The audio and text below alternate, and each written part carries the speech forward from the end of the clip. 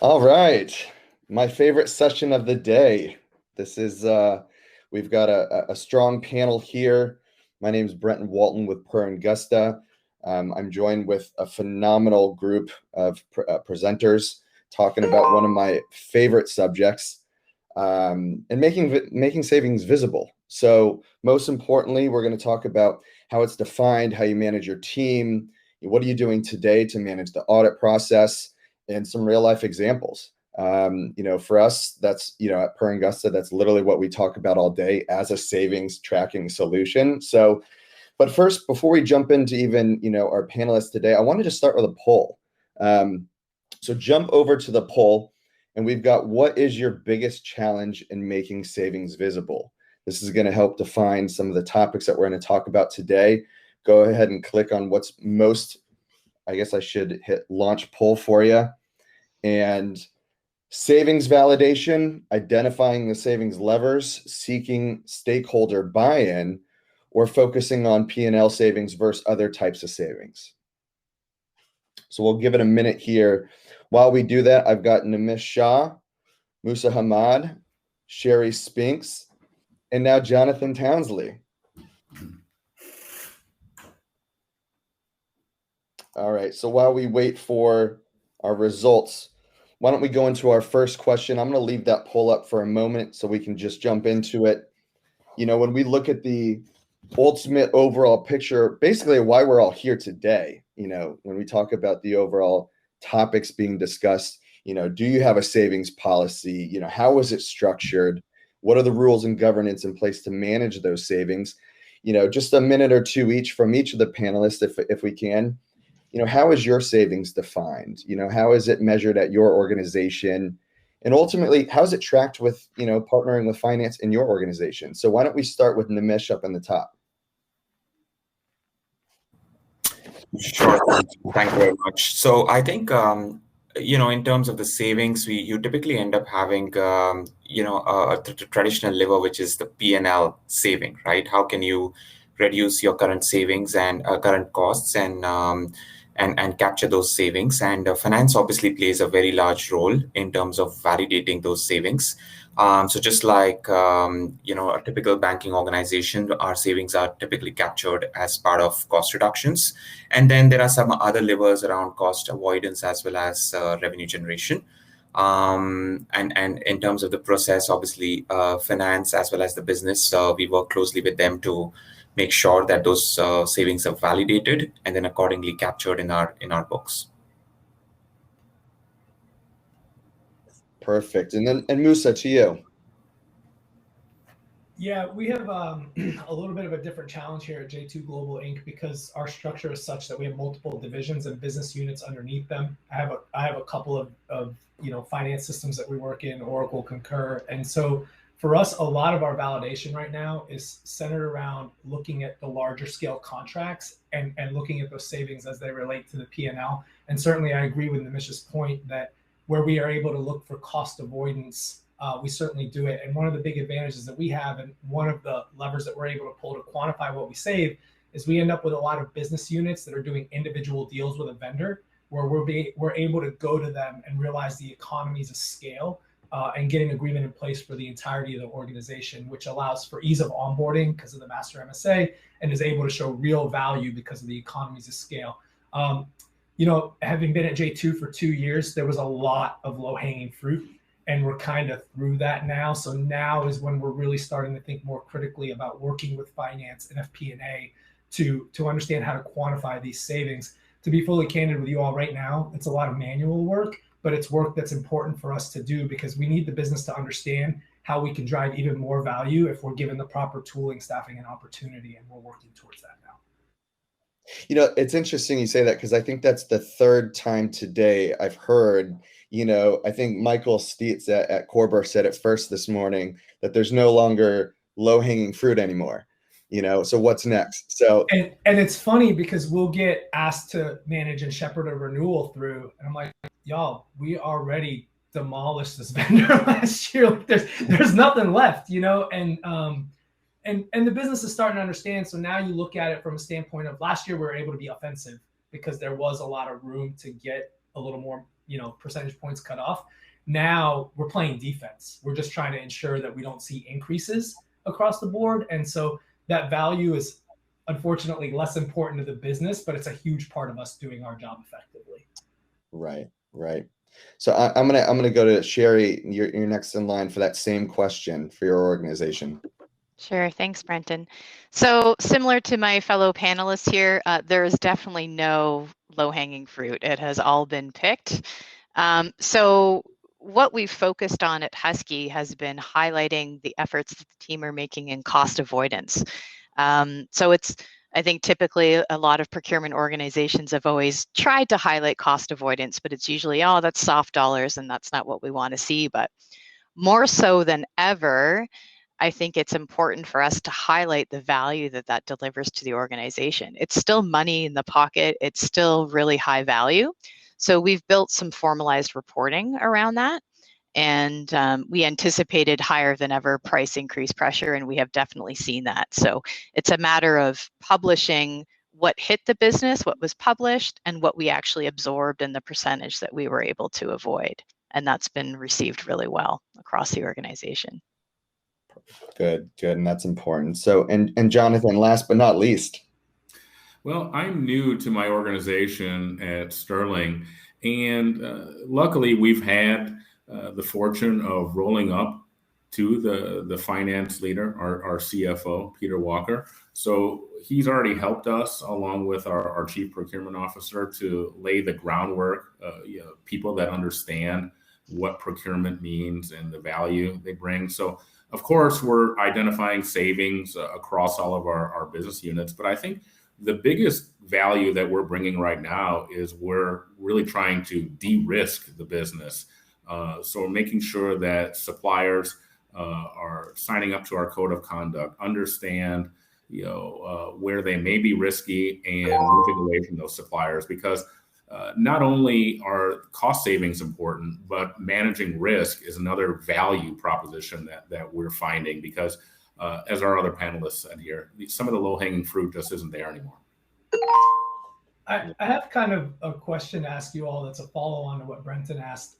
This is something I'm trying to figure out how to quantify. When you all reflect your savings, are you doing it based off a list? I almost feel like I'm cheating, right? Because I'm going to show up and get 20%, right? And then everything beyond that. So I am curious how you all quantify that in terms of not stat padding, because it's a challenge that I'm personally struggling. Yeah, well, I can touch on that for a bit. So we had the same conversation here at Husky, is that, the expectation is that any buyer, anybody within the org is going to be able to do better than published lists. So we don't count that as part of our cost avoidance. What we do count is if we were given a formal increase above and beyond our current purchase price, and they're able to effectively negotiate or mitigate that in some way. That goes towards our cost avoidance metrics. And that's kind of what I want to do. I just wanted to see if that was the direction other folks went. So really good guidance. Yeah. And the other key thing that I forgot to mention too is as we keep going and it gets more challenging, we've talked about how there's no low-hanging fruit. It's really important to educate the business on what's the percentage that you already have spend under contract, right? Because I think you do a great job. You go out, you negotiate a contract, maybe it's a 3-year contract or a 5-year contract, and it's high fives all around and everybody's super excited. But then they're still looking at you going, okay, what else? Right? So you need to be able to educate the business on, look, we've already got 80% of this particular spend category locked in, loaded, we saved 25%. That's done for now. It's no longer part of the addressable spend. And we need to start being more strategic and looking at how else we can deliver value, to Jonathan's point, right? How we can mitigate risk for the business. And it's not all about cost anymore. Yeah. I think coming from, banking industry, we have obviously very tight budgeting practices. So when it comes to even starting a project discussion, the first step is setting up a baseline. And that is where it all starts. And the baseline could be a mix of, what is actually in the budget, which is probably a net new spend, versus, what is your existing spend, and that becomes a baseline. There have been cases wherein someone reaches out to us and says, we neither have a budget, we neither have a baseline, but we need to go out to the market and figure out what should be the right price for this service or product. And I think that's when it becomes a little challenging, where there can be one supplier quoting $10 and another one quoting $20, and what is the true baseline or the true price for that product. So that's where it is the more of the qualitative part that comes into play. But otherwise, the budgets as well as the existing spend is a good baseline to start. Right. Now, before we jump to our next question, I do want to acknowledge, so out of our poll, the number one spot was savings validation, with very close in results. Number two was focusing on the P&L savings versus other types of savings. So take that with a grain of salt in your answers for the rest of the session. But my first question in regards to someone specific, I'm going to start with Sherry, who's got that beautiful husky background behind her. Now, Sherry's recognized as a top 3 supply chain management professional for supply chain and supplier diversity. So my question to her is a bit more geared towards that. And walk us through, what's worked with you. And one of the more common practices is actually building that relationship. So when we talk about, coaching, training, developing your team, how to actually become an actual business partner with finance as we talk about savings. So what's worked for you at Husky or before Husky? Yeah, thanks, Brenton. So I'm big. I was laughing when I was going over my response to this question, because my team, I'm shocked that they haven't had T-shirts made for me already that says engagement over governance. It's kind of, I've been at Husky for just over 2 years, and I came in, and that's kind of been my tagline the whole time.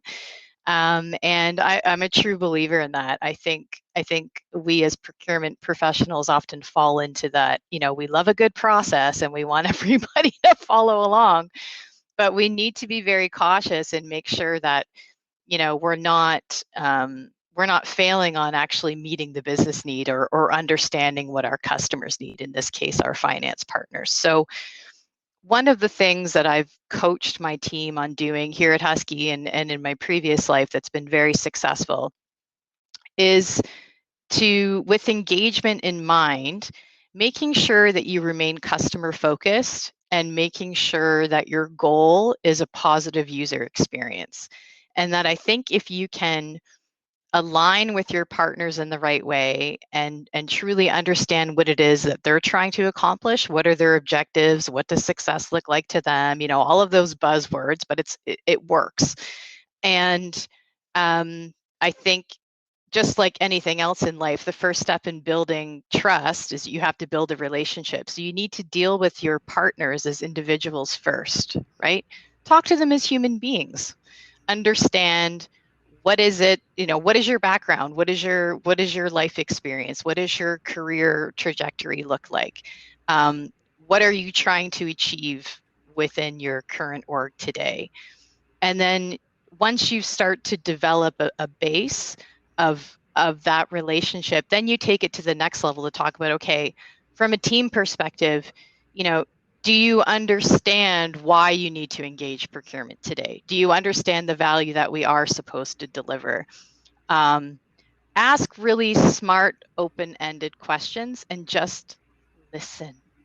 Listen to your customers. Like, it sounds so simple, but it's so hard.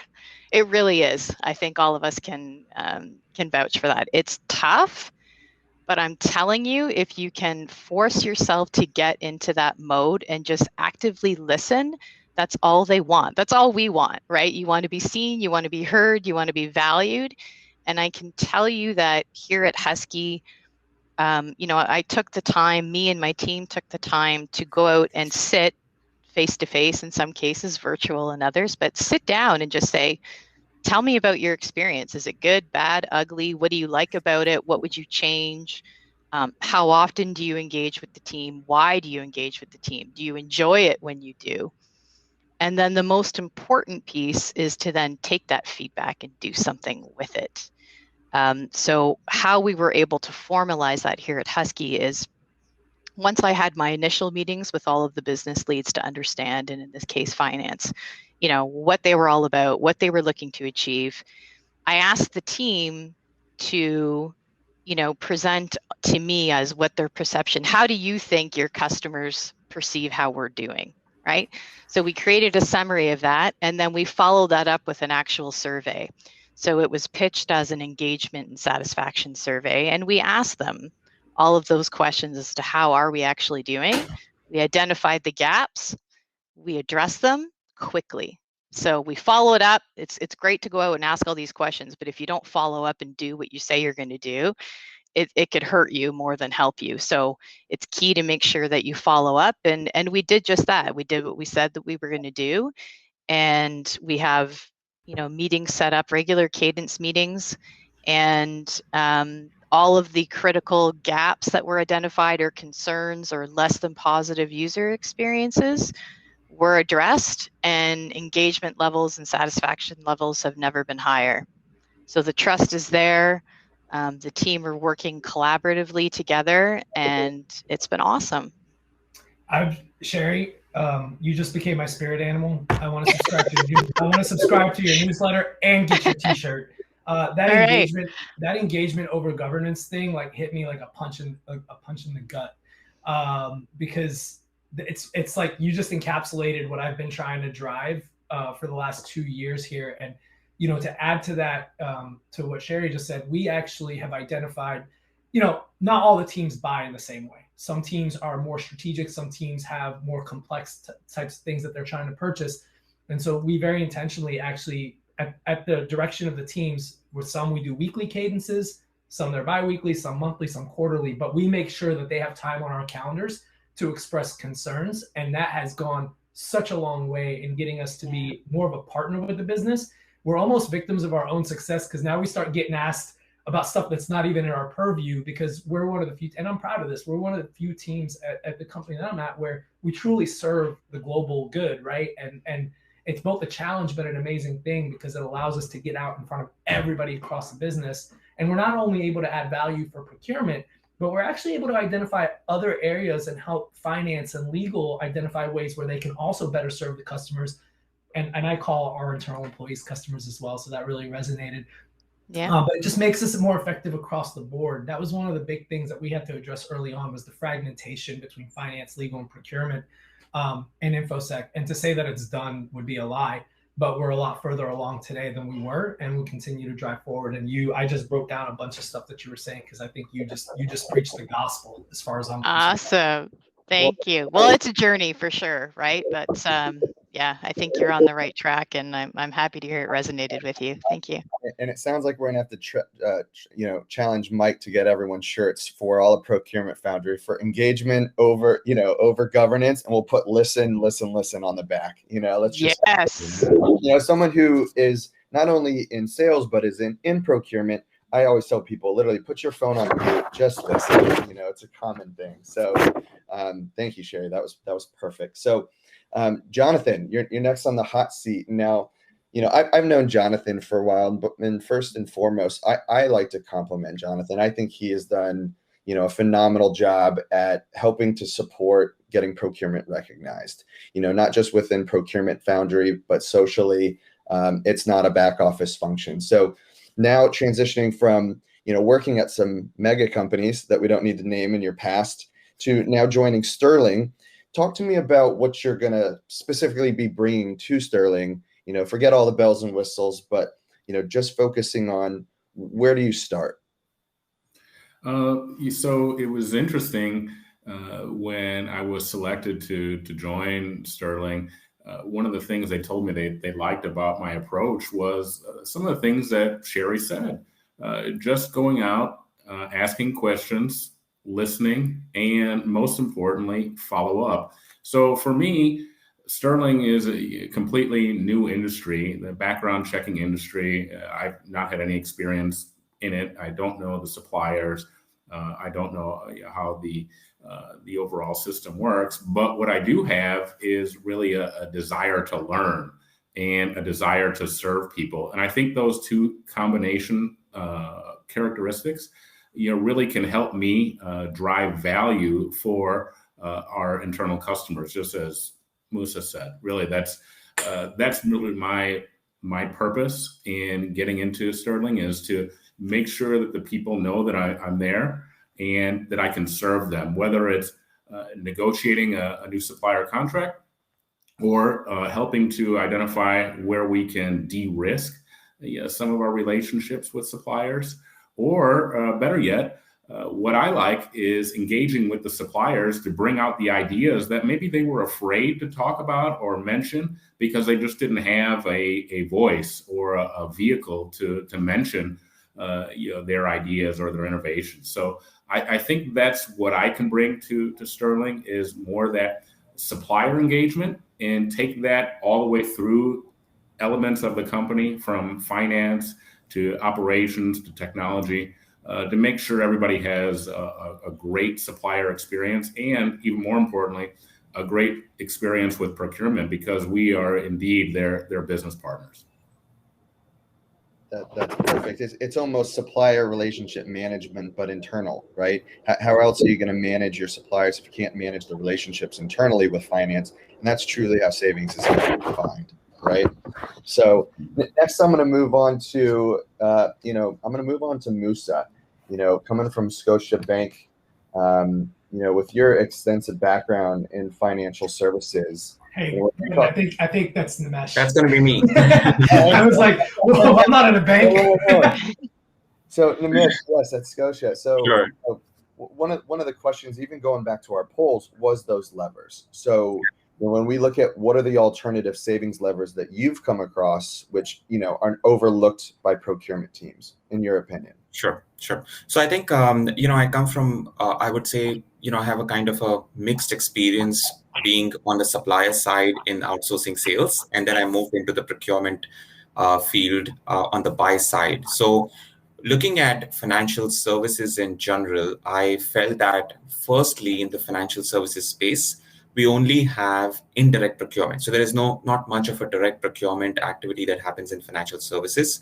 And hence, when you look at the when you look at the savings lever, they are very limited. And as we all discussed earlier, they are no low hanging fruits.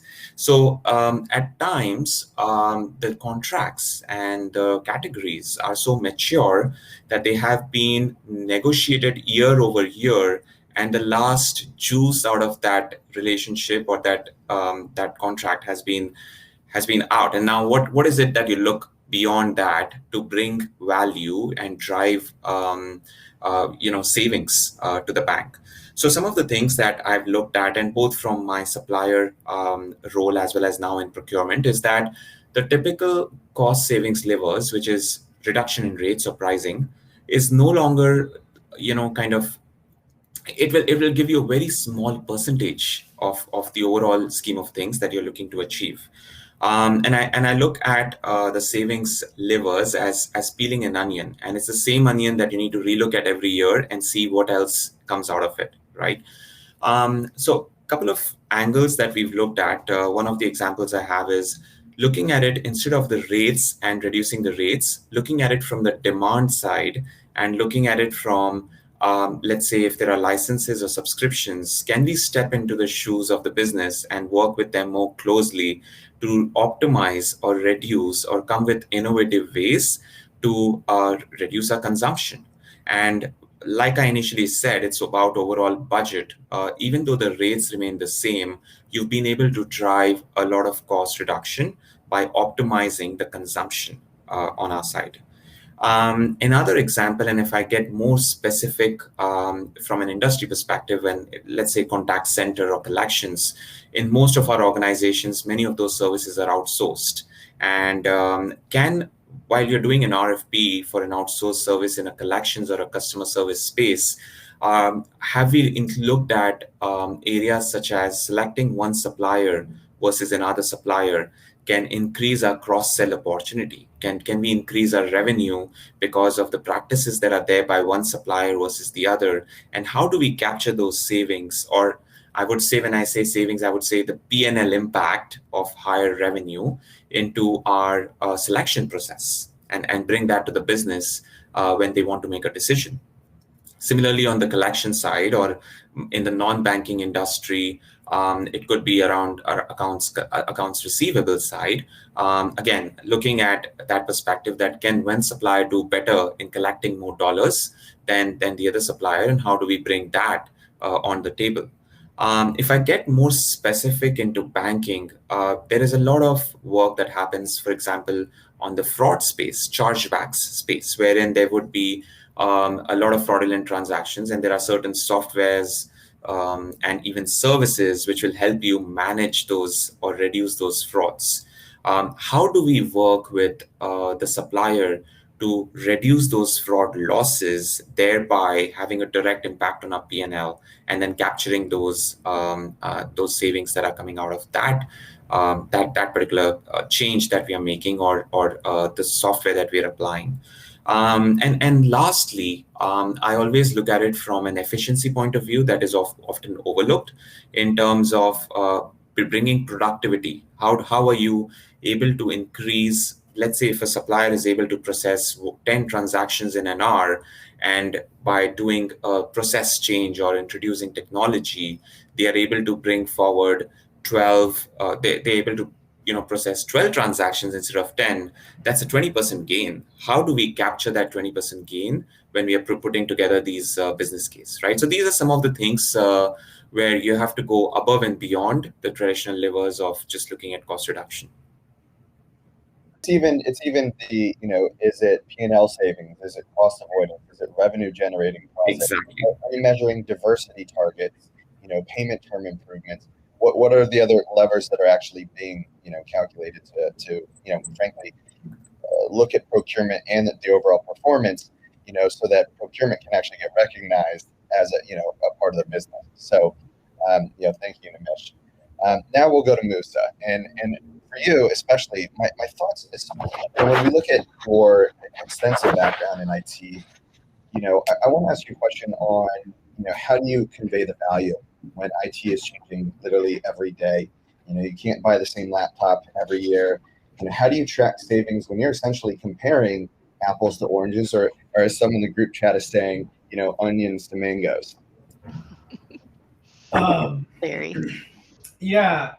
So in terms of, we're maturing that out. I wish that I had like an easy holistic answer. I was listening to Nimesh talk, and I'm hearing all the things that we're working to do, but the things that we're not yet really able to quantify.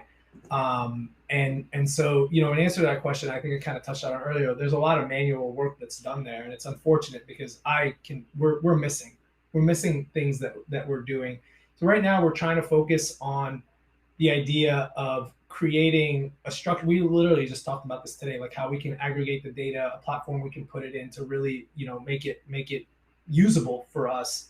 And I think we're working towards that. I really wish I had a good answer, but as we progress towards it, I'm thinking about things like, how do we quantify, adding value with a vendor who gives us additional pro services hours for free when we negotiate a deal? How do we quantify all of these things? And I'm sitting here as a panelist, but I'm learning probably as much as anybody, because you guys are giving such great ideas and giving me more things to think about. But unfortunately, Brenton, I can't answer that question today as thoroughly as I would like, except to say that we are working towards it. And right now it's identifying the people in the business to work with, to get back to kind of what Sherry was talking about. Once we identify the people, I believe that they as a whole, that group that we bring together, is going to help us kind of formulate how we'll drive it, quantifying it. And so right now, the first steps of that are just to continue to engage the business. I don't want to lean on it as a crutch per se, but J2 really is just so unique. Every one of our business units, our structure is such in a way that they run their own P&Ls. They have their own revenue targets. And so I have 20 personalities, and that's just with the businesses. Forget the people within the businesses, right? Like, and so we're wrapping our heads around it. Sometimes we have to tweak our approach to tailor it to the specific business unit while we work to try to standardize things at a global level. And right now it's a challenge. And fortunately, because we're just coming out of like that low hanging fruit phase, we still have a lot of success to point to as we can. And we use that success to build momentum to show folks within the business why we need to get more mature about this. So hopefully I answered your question by not answering it. You did. That was an awesome job of not answering a question. I was going to say, that's an answer in itself. So maybe even before we shift to the next question, I'll open up to the panel. Is anyone else doing something different to measure IT's involvement with quantifying this approach? Not specifically with IT, but one thing that we are starting to look at is customized scorecards per customer. So we've talked a lot about how one size doesn't fit all, and what's valuable to IT is not valuable to finance and to marketing. Marketing are often looking for the next shiny big thing that's, innovative and different, is going to, enhance the brand. I love my marketing people. I love my marketing. I was going to say, that's not just every company I've been at. That is a thing. Yeah, no, that's a thing. But so I think, or if you're serving your operations, right, it's speed. They want it fast. They want a good price. So I think there's a lot to be said about customizing what value means to each. And it's getting harder and harder. Like, we're scraping those barrels out. It's not always going to be cost focused anymore. And I think we need to look at a more holistic measure of procurement value overall by customer, by business unit. Yeah, that's a great response. I appreciate the follow-up to that, Sherry. So kind of leads us into something I want to ask each one of you. As we're coming close to an end here, when we look at, and it's something that aligns with Per Angusta's value, as a savings tracking solution, should procurement be measured on realized savings, or is it just the negotiated secured savings? I'm sure we have a few different opinions on this, but, is it the end goal, or is it just the means to an end? Overall, having that conversation on the value add and the strategic matters. So, let's Nimish, let's start with you. Sure. I think, like I shared a lot of ideas in terms of alternative ways to capture savings or identify savings. But I think at the end of it, it comes to how do we realize those savings? And that comes with a very strong contract, and then equally strong governance on that contract. And to add a third layer to it, like Sherry mentioned, it's about engagement over governance. So I felt that most, at least in our organization, it is more around the realized savings, while at the same time, it is very difficult and maybe sometimes cost prohibitive to track those savings over the period of time. But unless you have a technology solution to it, I think it is difficult to have a true number of realized savings. So I feel it's again kind of a balanced approach, wherein in some areas where you're able to have a good tracking mechanism, realized savings is a true number to capture. But in some cases where there are more static numbers like licenses, subscriptions, that would be more of a static number, and you don't need to track month on month whether we are actually saving, and probably just have a static number and capture that saving. I think, I'll add to that. The realized savings thing, Nimesh, what you said is spot on. One of the things, while we're trying to make the quantification, while we're trying to quantify our savings, one of the things that we do is it's kind of smell test, right? Are people happy with us? And we get that feedback by going out and meeting. And I tell folks, man, my feelings won't get hurt. If you're not happy in the way we're doing something, if you want something adjusted, and I'm lucky enough to have a lot of people within the business that aren't afraid to be candid with me. And so while we work towards actual metrics, KPIs, OKRs, whatever you use, and to quantify what the actual value is, as long as the business has the gut feel that we're adding value to them and they keep coming back to us to support them, that to me, that's enough to carry me through while we get to the point where we can really put a spreadsheet down, put a report down and say, this is what we've done. I mean, without even really trying hard to capture the savings that we've realized, the business is ecstatic, right? And I'm sitting here thinking, you guys don't even know, like, we can't even tell you how much we've actually saved. But as long as you're happy, like, that's okay for now. But we do need to eventually reach that point of maturity. And I think it's really important to show actuals along with kind of that sentiment that people feel towards them. Yeah, now I'm gonna change this up just because I love this question that just came in from Mark Richardson. So, Jonathan, I'm gonna punt this to you first, and then we'll go Sherry. So, in your opinion, Jonathan, what's more important, the forward-looking savings forecasting or backward-looking savings tracking?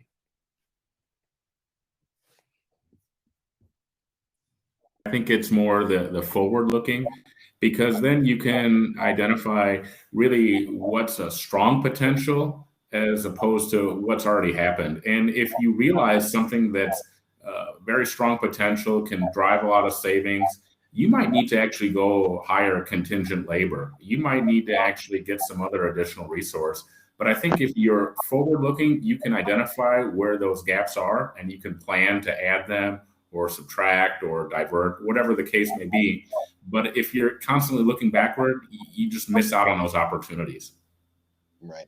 And it's interesting because I've even met with some CPOs and heads of procurement lately that, are still potentially losing their jobs, even though they've hit their savings target, maybe just being so backward focused that it doesn't matter if they're missing out on potential opportunities looking forward. So, awesome answer. Jonathan, Jerry, I have actually just a quick follow-up to that, because do you think that there's an importance of understanding where you've been, especially you're coming brand new to this org, right? So it's almost like, don't you have to look backward a little bit to understand where the forward savings are going to be? Of course. I think, I'm a guy that loves history, loves recounting the past. So you have to do that. You have to understand what went well. And I think maybe even importantly, what didn't go so well, so you can adjust and incorporate that into your future plans.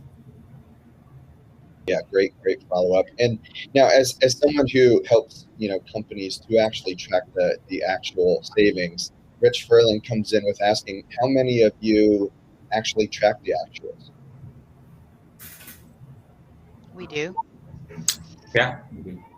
See, there we go. That's a great start. So, we've got about 2 minutes left here, and I open up the floor. If you can, give some advice. We do have some more. I saw some more introductory people to procurement, some analysts that are scrubbing data, looking at it. Especially, maybe I'll start with Jonathan as someone I admire and what you've accomplished here. Give one piece of advice when you're starting to look at the savings. An area of focus, something that's helped you. Let's just start there. I think the biggest piece of advice I can give is really stay engaged with your finance team, whoever they may be. If they're working in the back office running reports, if they're actually the controller that's documenting the savings and looking at them at a line by line level, whoever that may be, stay connected and stay engaged with them. Yeah. And Musa, to you. Not to take the easy way out, but I think Jonathan's absolutely right. It's kind of something I touched on earlier. Right now, what we're trying to do is identify all those folks across the business, and our challenge is a little unique because there are so many of them. I don't have one controller. I have a couple. I have a couple CFOs. And so right now, 2 years in, we're still building those partnerships. And what we're kind of trying to do, and maybe this aligns well with a larger company that also has like individual business units, but I'm trying to take them one hill at a time. To try to just cast the net and get everybody is going to be impossible. But you go hill by hill, you build momentum, you show value, and then it's very easy to go to the next hill and be like, hey, look what we did here. Do you want this? Who's going to say no to some savings, right? And so I think that's really the approach that we're taking, and it's just it's painstaking sometimes. It's slow. It takes time to build trust. It takes time to show value. But if you stay that course, I think the end result is a really beautiful thing. And again, it doesn't have to start at the leadership, just like you said, at all levels, build the relationship.